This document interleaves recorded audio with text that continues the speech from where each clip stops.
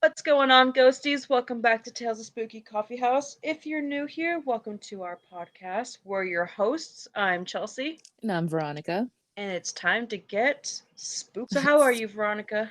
I'm good. I'm high, I'm happy. There's a lot of Pedro Pascal content out there.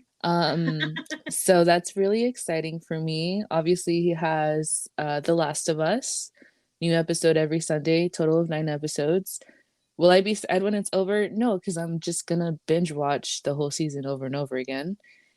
And then in March, he has, what does he have? The Mandalorian, right? And then, guys, tonight, if you're listening to this episode the day it comes out, which is Saturday, February 4th, Pedro Pascal will be on SNL tonight. Tune in, support my man, or else. How are you, Chelsea? How are you doing?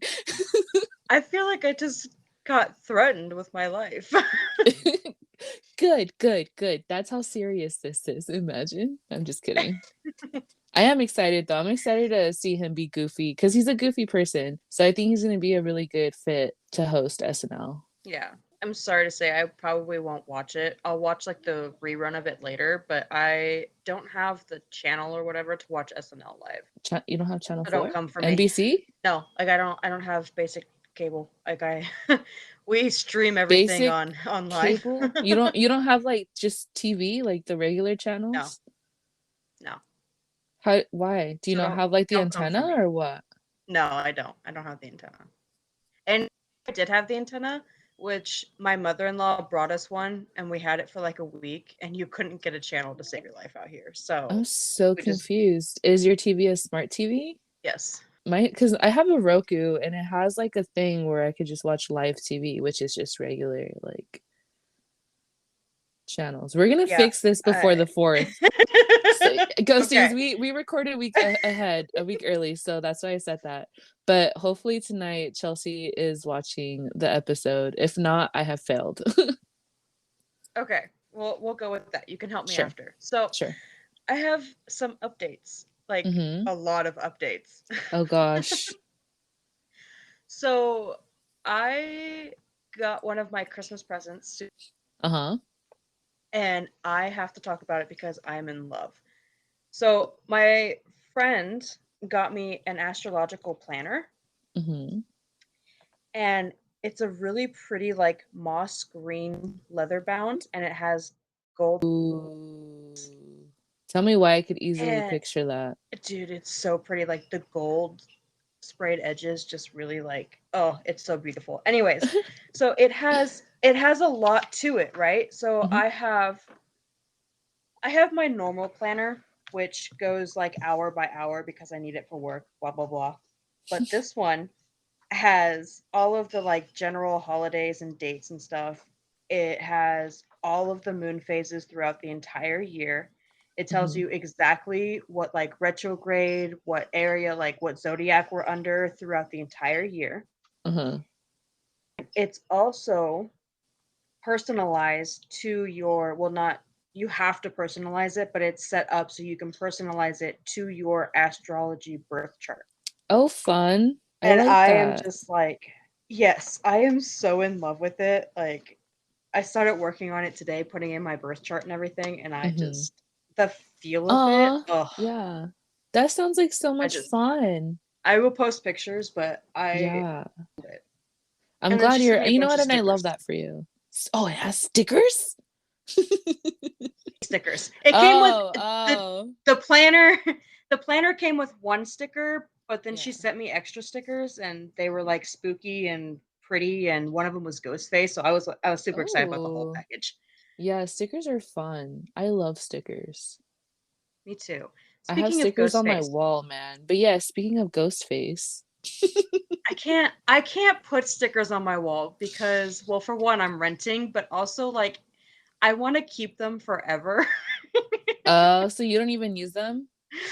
No, I just have them all like collectively and then I will change them on my board. So like I'll put Yeah, like washi tape on the back and I could yeah. just like yeah, yeah. I I'm mean weird. the ones I, on my wall is just a small section on my closet and like they're not like super good stickers, you know? Like I feel like if you take mhm. them off, it's gonna be fine. But you're right, you're renting, I could easily just like Sand them off if they don't come off. well, I don't have walls that you could just sand. I have oil paint? Yeah. Yeah, those are well, my stop acting like you don't know my house. The wall not me over here trying to explain to you what my house looks like from the inside. No, that's Anyways, why I moving said on. so speaking of Ghostface, I have a small Scream update. So the official trailer, right? Mm-hmm. I cannot express how excited I am for this now because originally I told you I wasn't because Neve Campbell is not going to be in it, who plays Mm-hmm. Sydney. Mm-hmm. And I'm really upset because the reason she's not in it is they wouldn't pay her what she's worth. Yeah. But I And that bet pisses the me male actors are getting paid that much. probably. So Matthew, who plays Stu Matcher in the first movie, was very supportive about how they needed to pay her what she was worth and all this other stuff, right? Mm-hmm. I was just like, okay, like, he supports her, he was part of the franchise. They still bring up his character's name all the time, blah, blah. But there is a theory going around that his character is most likely alive and is going to be movie 6, which Okay, is so I why he was remember advocating for her. I remember the last time that you brought this up. I don't know if you knew who was gonna be coming back because you were getting excited that someone who died in the past movies was coming back. Yeah, so that was Billy Loomis. The one of the that was Stu's like co-killer, and he technically didn't come back. It was his ghost. But I was still excited because, that's Oh. Billy, that's my man, like that's fine. But that was the last movie, yes. So they did bring him back.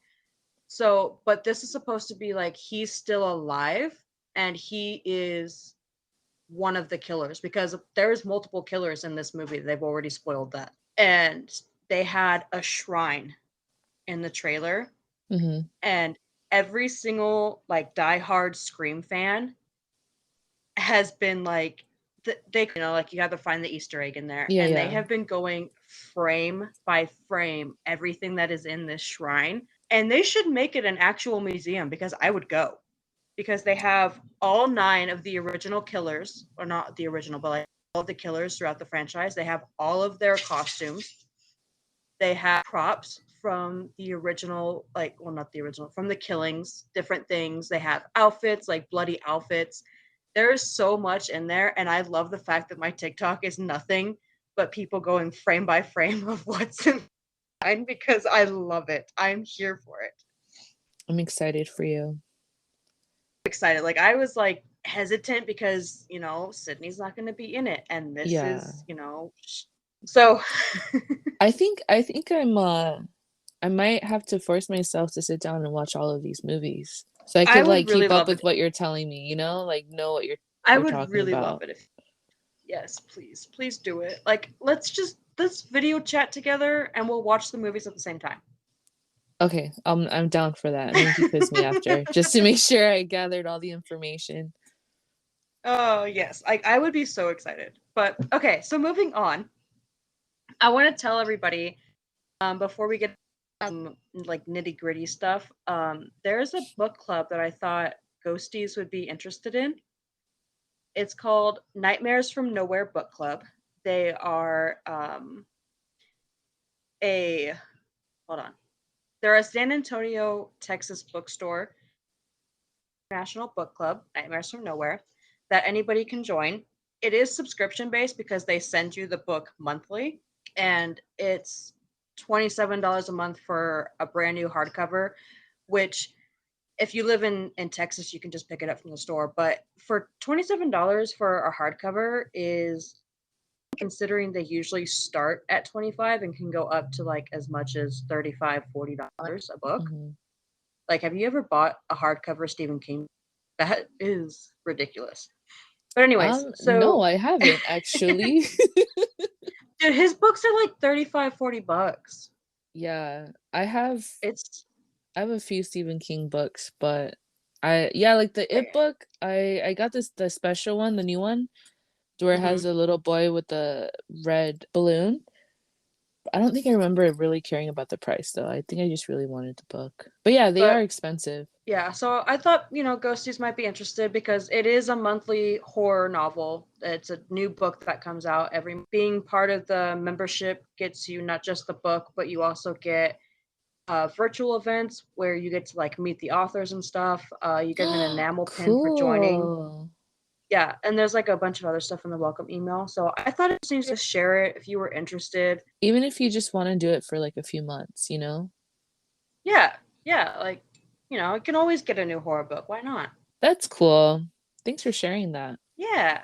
So getting into some nitty gritty stuff, do you want to talk about scary theory first?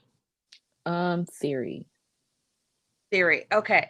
So some new information has come out about the Idaho murders suspect. We've talked about the Idaho College murders a couple of times in the episodes. The last time we talked about it in episode 1 of season 2, I told you that they had arrested the suspect. Mm-hmm. But some new information has come to the public attention this week. Oof.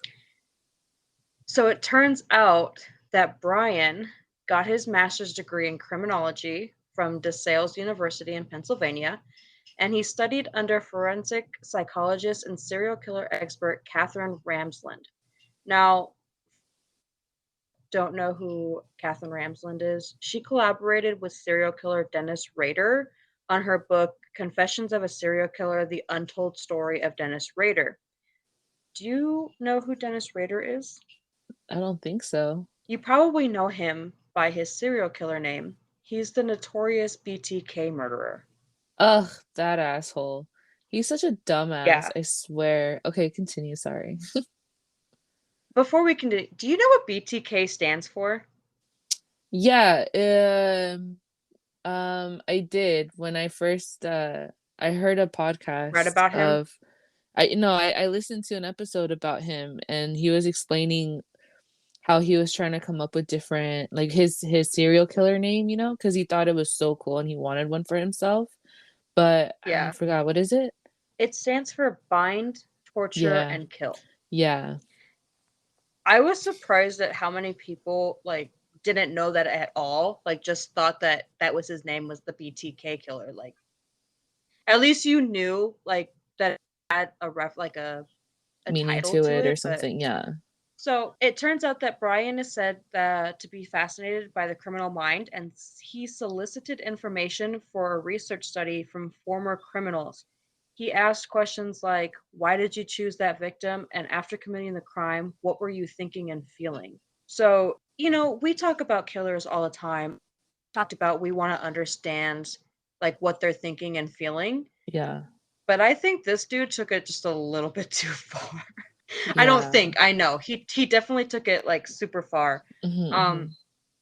Reporters also talked to Dennis Rader's daughter, and she believed that Brian did have contact with her father, and she responded with a quote, if Kokenberger did have contact with my father through letter writing. Kokenberger and my dad were the same age at the time of my dad's first murders. End quote. So, he was a suspect before, and I had told you, like, I didn't know all the information. Uh-huh. And just having this information is outstanding. Yeah.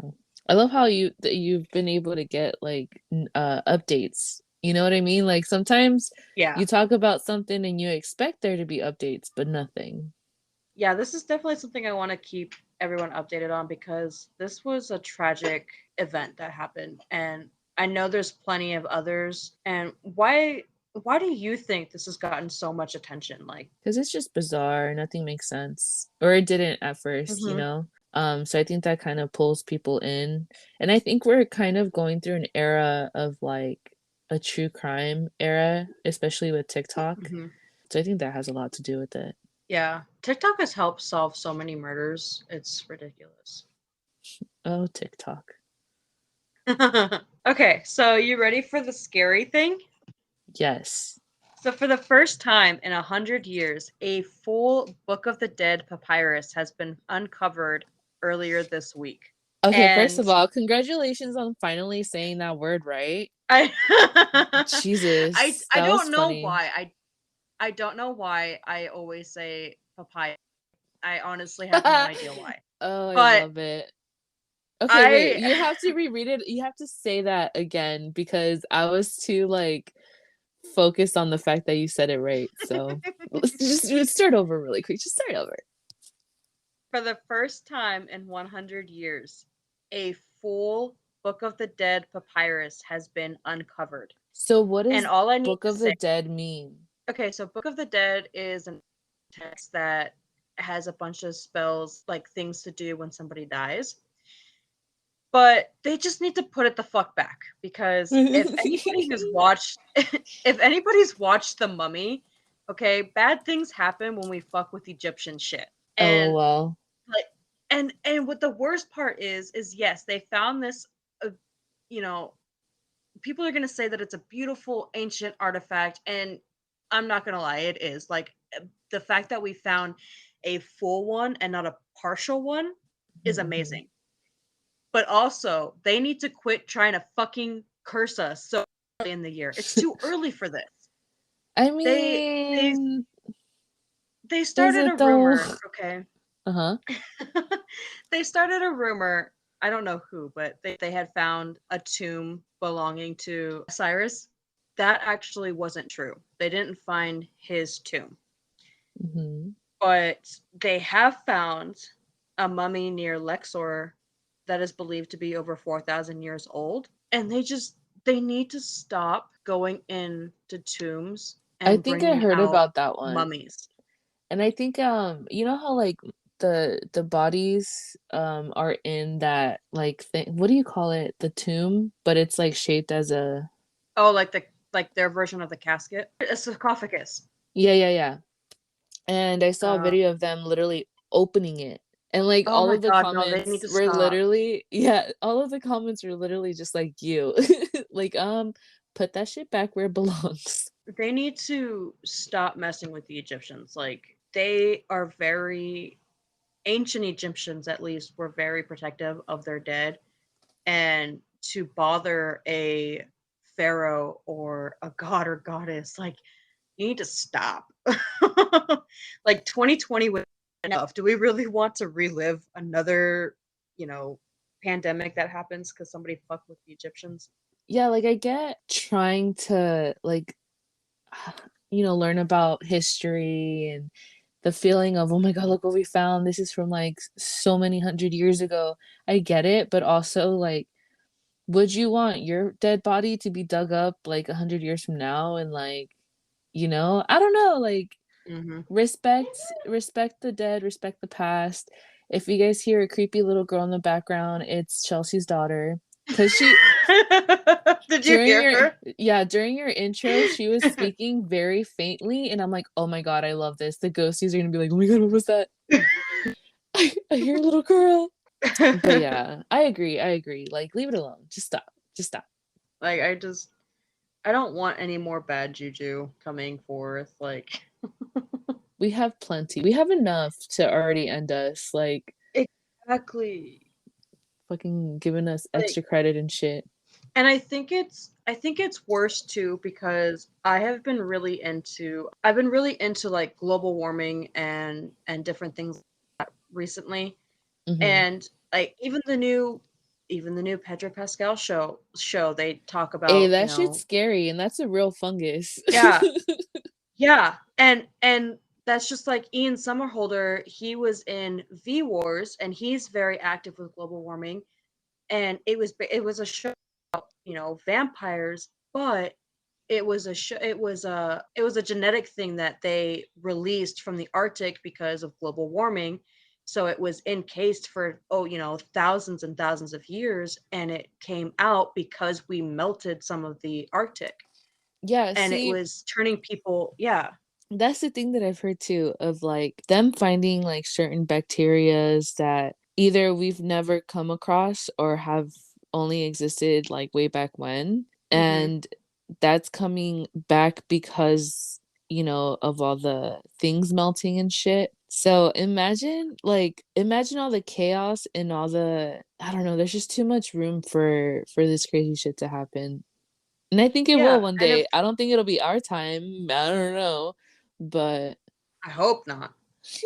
But like, we're opening sarcophaguses and exploring places that have been shut and sealed shut for thousands of years. mhm, Who's to say mhm. what we're gonna release on accident? I'm gonna Like, curse it my may not body when I die. necessarily it may not necessarily be an Egyptian curse, but we could release something. Yeah. I think I So wanna die anyways, with, like, a note that, like, doesn't disintegrate or whatever, and so, like, if my body ever gets dug up, the note's gonna be like, "You've just unlocked your worst nightmare." oh my god. That would be so great. Oh, please do it. I think I Please do will. it. So anyways, I'm done ranting about being cursed. Do you want to get into the true topic of the week? Yeah, let me just make the feeling a little bit more eerie. So before I start talking about my segment, I do have a few questions, but also I do want to give a trigger warning because this segment will get pretty graphic. So if you're not into like gore and gory stuff like me, um just She says as she's about to do it. well, because I've heard this story before, so I've gone through like the first time, of hearing it and being traumatized by this story to where now it's just like, dude, like, Yeah. So yeah, trigger warning, guys. Proceed with caution. So, question for you. Would you ever be down to like hitchhike? Um, if I needed to, yes, but also like I always carry a knife on me anyways, so Smart, smart. I'm not taking that shit lightly if I ever need You know, to. you know what I think about a fear of mine? I think like I don't know what it is. I don't know if it's anxiety or overthinking, but I get scared that if I have a pocket knife, right? So I could like Hmm. defend myself, protect myself. But what if me carrying that pocket knife during an attack, like what if they didn't even have a weapon? They just kind of came at me, but because I have my pocket knife, they somehow use it to their advantage and use it to kill me or like hurt me. That's a legitimate fear. Right? Okay, cool, cool, cool. I never Yeah, talked to anyone yeah. about that one, but I don't know why it just reminded me of that. Um, but And okay, and even mhm. if you don't, tip for the ghosties and you too. Even if you don't have a weapon, if you have your car keys on you, put that car key in between your fingers and hold it with the point out, and it's a perfect weapon if someone tries to attack you. Yeah, we'll do. I'll have Chelsea do tutorial videos for you guys on YouTube. So then you're gonna grab the key and you're gonna put it in between these fingers. Okay, but Just make a fist around the key. yeah. So what if we were back in the 70s? It'd be a much easier, yeah, why not, right? Because for Oh whatever yeah, reason, it felt that safer was common. back. Yeah. Yeah, and it was common. So today's true crime topic of the week is Mary Vincent. Mary Vincent is one of seven children and lived with her parents in Las Vegas. Due to her parents going through a very messy divorce, she ended up running away from home and moved in with their boyfriend. Unfortunately, that didn't go too well, and Vincent had no choice but to live in the streets and sleep inside unlocked cars. Mind you, Mary Vincent at this time is only a teenager, I believe between 14 and 17. She would eventually hitchhike to her grandfather's house in Berkeley, California in September 1978. After some time, Vincent became homesick and decided to hitchhike back to Las Vegas. While hitchhiking, Vincent was picked up, and during the ride, at first everything seemed to be going well. This is until Singleton attempted to make a move on Mary, but Mary pulled away uncomfortably. And she also found like a sharp object in the car and, threatened him with it, like pretty much just leave me Hmm. alone. After some time, however, Lauren seemed to take the hint and left her alone. So, because they went some time with no more of him trying to make any advancements and stuff like that, Mary started to doze off and she felt comfortable enough to let herself fall asleep. When she woke up, she noticed that Lawrence had taken a different route, not the one she's used to. So she started to get a little nervous and also frustrated, but he kept reassuring her that he's just simply taking an alternative route. So they would arrive at a rest stop, and when she stepped out of the car, she noticed that her shoes were untied. At this point, she's already thinking that she's not in a safe situation, so she decided to tie her shoes right away. But as she was bent over tying her shoes, little did she know that Lawrence was sneaking up behind her with a sledgehammer. So he knocked her unconscious with the sledgehammer by hitting her in the head. Lawrence would then proceeded to assault and rape Mary multiple times, and this is where it starts getting a little graphic. He ends up driving her into this off-road, and he gets out of the car and he pulls her out. He had an axe, and with that axe, he pretty much started to swing at her. He ended up chopping off one arm, and she was trying to fight him and defend herself. Her other arm was grabbed onto, I believe, his left arm. And so that's when he started swinging away at her other arm, but it wasn't a clean cut like the first arm. This one kind of took a while, so he kept swinging at her until he finally chopped it off and she fell to the ground. Mary Jesus. Vincent, yeah. Mary Vincent, there's many documentaries, there's many interviews, and she describes that moment. She was awake the whole time during that Wait, she's attack. alive? She's alive. Oh She's my awake. god. And she says in her interviews that she felt the pain.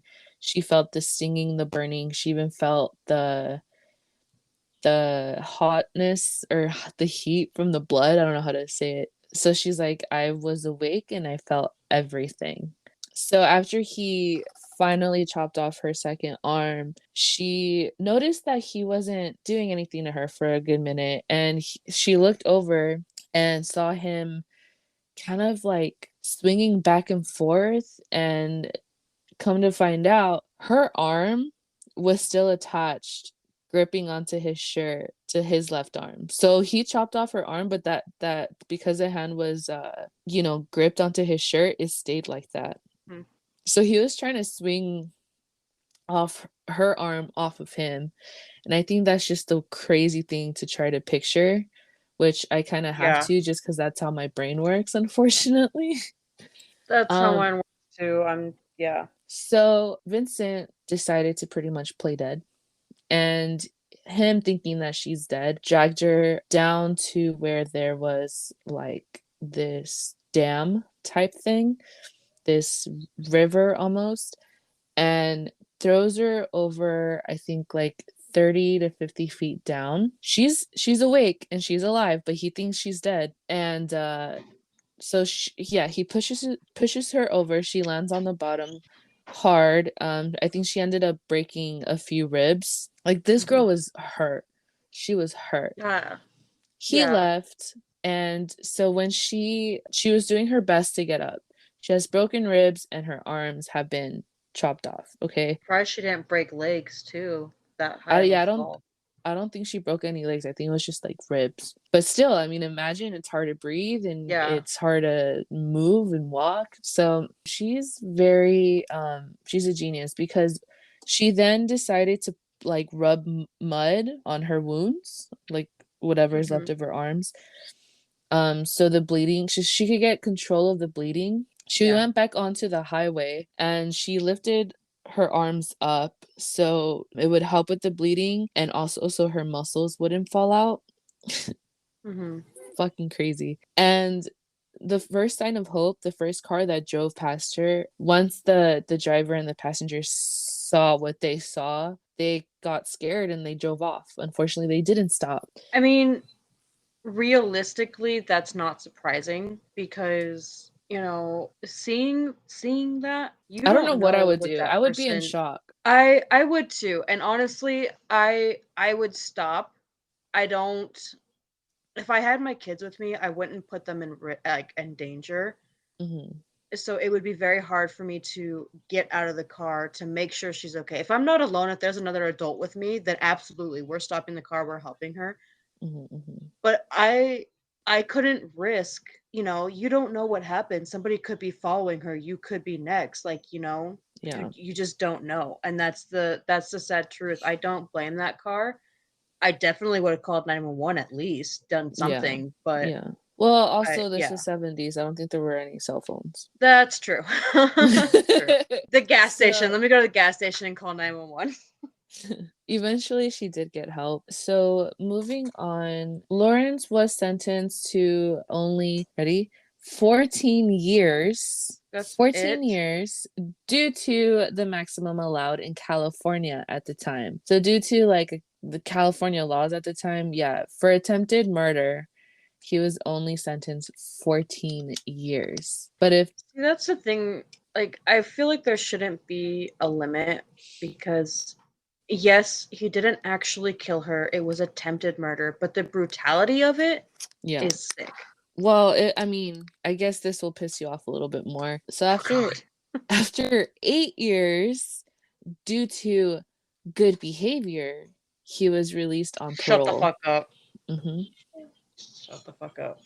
Mhm. Lawrence did, however, attempt to plead innocent, and he also claimed that he was set up. So yeah, that's very shitty. How was he set up? Did she cut her own arms off herself? Oh, he How was the saying fuck? how she was the one that threatened him. Remember I told you she picked up a sharp object from inside the car? So he was trying to say that she was threatening him and that he was the one that was in danger. So you cut off her arms, rape her, and leave her for dead. Because Yeah, that makes fucking sense. yeah, totally. Well, he did get to convince people that he was a good guy. In 1997 in Florida, where he lived, his neighbors said that when he first moved in and stuff like that, like he was just a normal guy and he, they started barbecuing together and just hanging out and he seemed like I don't know, they almost started to believe that maybe he was set up. That's how like Manipulative he is. yeah, and imagine, like, if he was out after 8 years due to good behavior, like, I could only like, it makes sense. It makes sense now. Yeah, And, it does. so, neighbor thought, he's a good guy. Like, he was set up maybe. Like, maybe they're wrong. But the neighbor did catch Lawrence assaulting a young woman. And so the neighbor called 911. And when police responded, the neighbor didn't do anything besides call 911. He didn't go over to help the girl, nothing like that. And I think Lawrence was bringing her into his house. So when police responded, they found the dead body of Roxanne Hayes. She was stabbed multiple times in the upper body, and Hayes was a mother of three. So, yeah, then he did go to jail and he died at 70 due to cancer. He got an easy way out. But yeah. Did we have fun? Oh yeah. Yeah. Mhm. But yeah, she's alive. She's alive and well. Like I said, there's so many interviews, so many documentaries on YouTube alone. I can only imagine like on streaming services. But yeah, Well, check it and also out. while you were talking too, I looked her up. When you said Uh-huh. she was alive, like I was like, I have to look at her. She's an Yeah. advocate now Yeah, yeah. for uh sexual assault victims. I think Yeah. that's really brave of her. Yeah, I'm proud of her and I admire her strength and courage. I just I don't know, I would want to give up if I was in that position. Yeah, I feel like a lot of people would. And yeah, she's an inspiration. But moving on to the paranormal topic, are Yeah, you let's ready go to on to a lighter note. Yeah. Like a way lighter note. uh, Mine's gonna be so it's gonna make you laugh. okay, good. We're gonna Good. talk the Tanganyika Laughter Epidemic of 1962. Wow. That sounds cool. So, Can you say have it again? no, the Laughter Epidemic of 1962. Dumb. Okay, anyways, continue. Have you heard the saying laughter is the best medicine? Yeah. So, for the young people in Tanganyika, the laughter was not the best medicine. Instead, it was the medical issue. So, on January 31st, 1962, at a mission run boarding school for girls in Kashasha, three girls began laughing uncontrollably. We've had those times before, right? Oh yeah, I have it all the time, especially with my niece. Yeah, we used to do that so much in middle school too. Oh, we would get But in so for much these three trouble. girls, dude, I know. I remember. But for these three girls, the laughter did not stop. And within hours, 95 of the 159 students aged to 18 were affected. Interestingly enough, none of the teachers or staff were affected at the time, but once the children were getting to be picked up by parents, the parents began laughing because how can you not laugh when your child is happy? Like, you know, when my kids Uh, laugh, I laugh. uh-huh. So, while symptoms are said to have lasted between a few hours up to 16 days, it actually lasted 16 for, days. yeah, the laughter pandemic continued for 2 years. Bro, what the So, fuck? so remember that this started on January 31st. By Mhm. March 18th, the school had shut down, and the strange epidemic started to spread to nearby villages where several in May, 217 of the villagers had laughing attacks. The school then reopened on May 21st, but had to reclose by the end of June because of a nearby middle school who had 48 girls that were affected by this epidemic. Wow. Known symptoms were reoccurring attacks of laughter. So like they would laugh for like hours, stop for a little bit, and then it would just start again. Like it was they weren't just like laughing nonstop, not sleeping, not eating, that kind of thing. Mhm. So it was reoccurring attacks of laughter, crying because they were laughing so hard, restlessness and aimless running, and the violent attack, but like nothing serious. Eventually, after about 18 months to 2 years, the epidemic did die off, but the Kasasha school was sued for allowing the children and their parents to transmit the symptoms to other areas and schools because by the end of the pandemic, 14 schools had been shut down and over 1,000 people had been affected. Wow. Now, I talked about earlier, like with the dancing plague, that mass hysteria epidemics like these are thought to be caused by stress.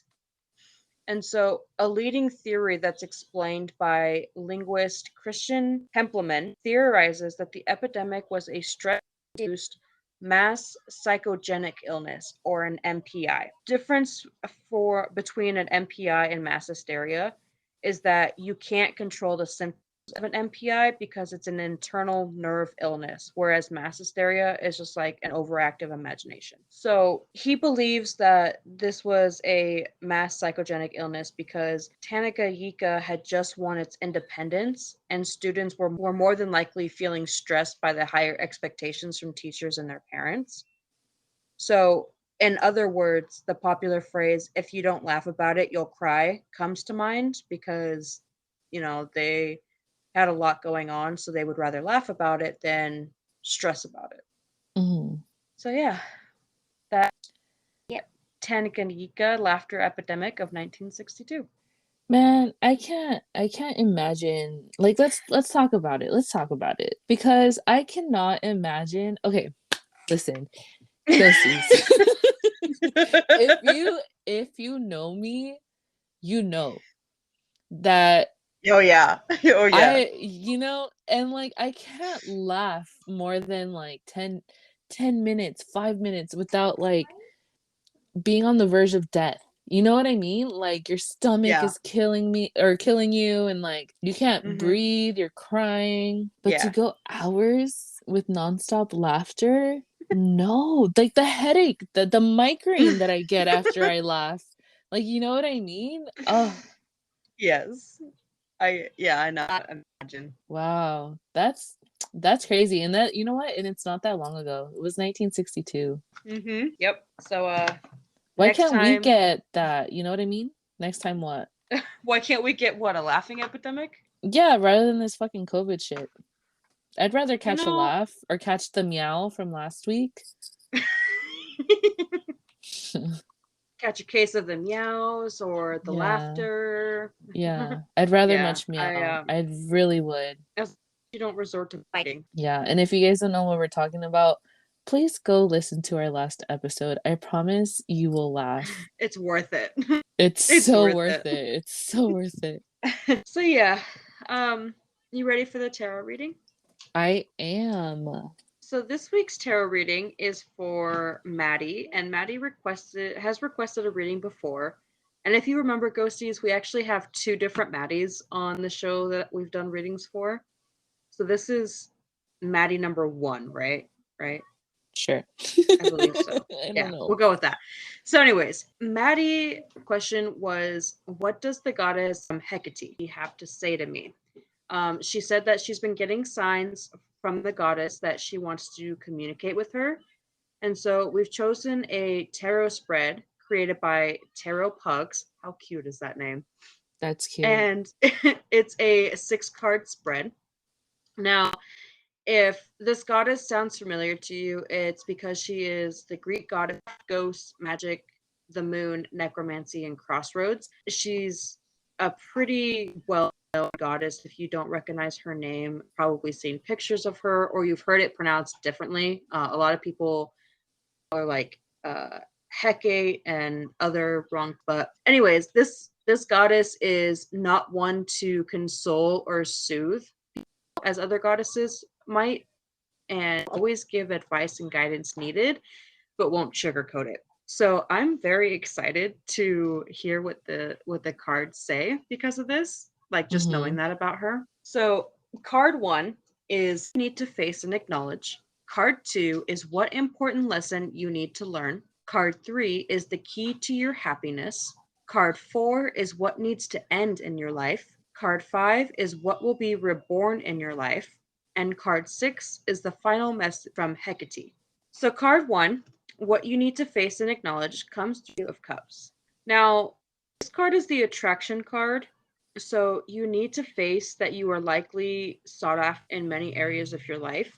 Things are going well, it's partnerships, unity, like friends relationship. You have a mutual respect and appreciation in both friendships and partnerships, and so you need to nurture these relationships. So you need to acknowledge that they exist and continue to keep the balance in your relationships. Card 2 is what important lesson you need to learn, and this comes through the 4 of Swords. You're going to be feeling drained of energy and mentally overloaded from trying to achieve something. Now, you can resolve this by with relaxation, reflection, meditation, any kind of mental stimulation that's going to help you rather than stress you. And so it's important to take things easy. You may need some alone time, but you definitely need to recuperate and recover, whether it's through self care, self methods, or anything of the like.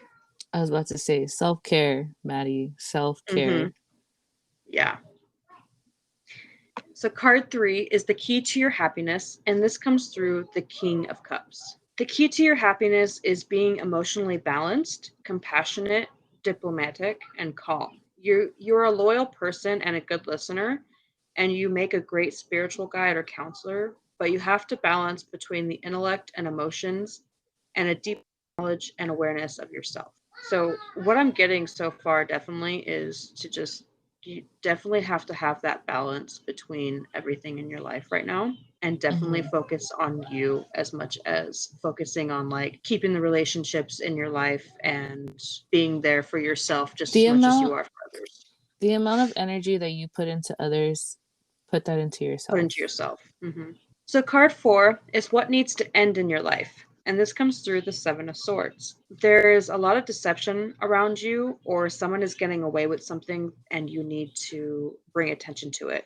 It's important to act strategically and have an open and honest discussions and stay away from things that feel suspicious or too good to be true. You also have to keep in mind that acting tactically can be an advantage for certain things. So you definitely need to put an end to anything that might be negative in your life right now. Mm-hmm. Is what will be reborn in your life. And this comes through the Knight of Pentacles reversed. So this card represents that you are definitely a perfectionist or a workaholic, and you have to be careful about neglecting your personal relationships in favor of work. And so you should try spending more time with friends and loved ones. And also, you can have motivation and ambition when it comes to work, but if it's become too routine based, if you put your mind to it, you can make your dreams come true. So I feel like your work life is definitely going to be reborn. That's exciting in a way. Yeah. So the last card is the final message from Hecate, and this comes through the Tower reversed. You're going to be resisting change and delaying the inevitable, and so you need to practice not fearing it, as it could mean a positive transformation that can serve important purposes in your life. So definitely any changes that come by, don't go through them looking at them negatively. Otherwise, it's going to hold you back from your true potential and your true purpose. Maddie, I hope this reading was clear to you. I definitely don't feel like it was sugar coated. I feel like it was all pretty like spot on about need to be brought to your attention. I So think it's things that you probably already know as well, but maybe you just needed that one more that time, like, reminder. yeah. So yeah, thank you for your question this week, Maddie, and thank you for joining us this week, Ghosties. We hope you had as much fun as we did. If you're traumatized, I am so sorry because I definitely feel like I am. Um, but if you did have fun, or if you were traumatized, make sure to give us a follow on Instagram and TikTok. If you want a tarot card reading, please DM us and we will choose one lucky person a week. We are your hosts. I'm Chelsea. And I'm Veronica. Have a spooky weekend, and we'll talk to you guys next week. Bye. Bye.